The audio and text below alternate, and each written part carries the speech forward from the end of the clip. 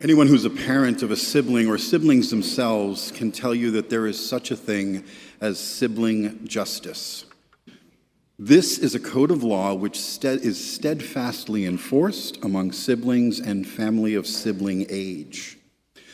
This code lists the borrowing of clothing without express written consent as a felony. But lying about a sibling about who broke the lamp is an act of valor worthy of a medal, or at least an IOU for future reciprocation. Our dog was implicated in so much household destruction that we should have named him Scapegoat. We can all relate to this because at one time or another, we've all been children, with a child's perspective of the world and a child's sense of justice. Now, as we mature and begin to see the world as an adult, we recognize the fallacies of a child's justice. As an adult, we see things differently because our world is different than a child's. It is much larger and much, much more complex. But even as adults, we have room to grow. Over the past few weeks, the Gospel of Mark has taken us through encounters where the apostles are challenged to see the world differently, to step back and to look at the bigger picture. 2 weeks ago, we heard Peter admonishing Jesus like a petulant child scolding a parent. Last week, the apostles were arguing about who was first, like a group of little leaguers fighting over batting order. And in today's reading, Joshua, companion of Moses from the beginning, demands that 2 leaders be stopped from prophesying because, in Joshua's mind, they hadn't followed the rules and accompanied the others to the tent. In the gospel, the apostle John relates to Jesus how they tried to stop someone who was expelling demons in Jesus' name because he wasn't one of the disciples. He was breaking rules. In all of these events, we see adult justice at play. Both Joshua and John had been there from the beginning of the ministry through the good times and the bad, and probably felt that they had earned their place. But both Joshua and John are looking at the situation from a very personal perspective.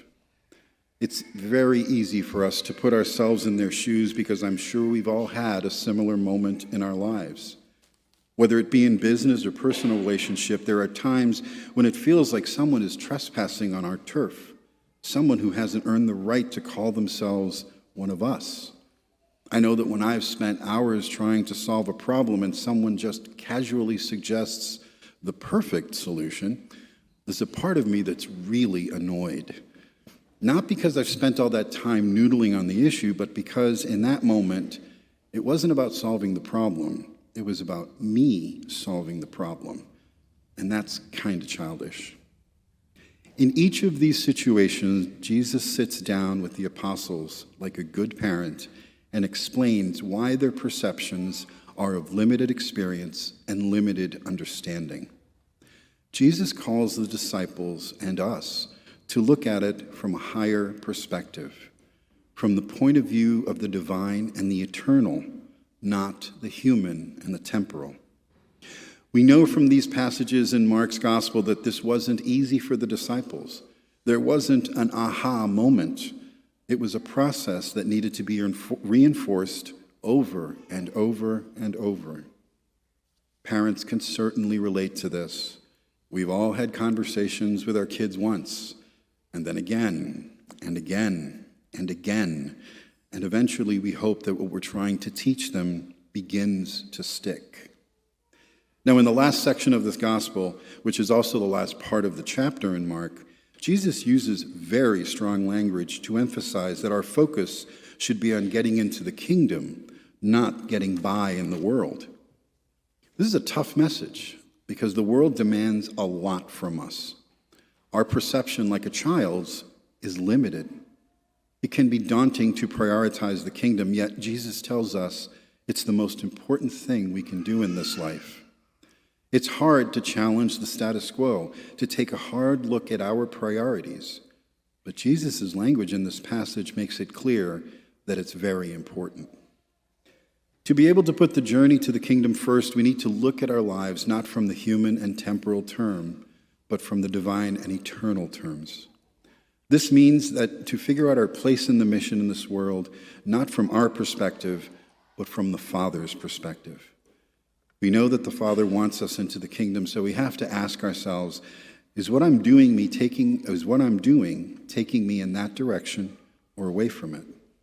And our metric for that evaluation has to be divine and eternal, not human and temporal. Like the apostles, this isn't something we're going to master right away. And like the apostles, we have Jesus to teach us with the Word and the Eucharist, so that if we let him guide our hearts and minds, we can make steady progress towards what we are created for, to know God, to love God, and to serve God in this world, and to be happy with him in the next.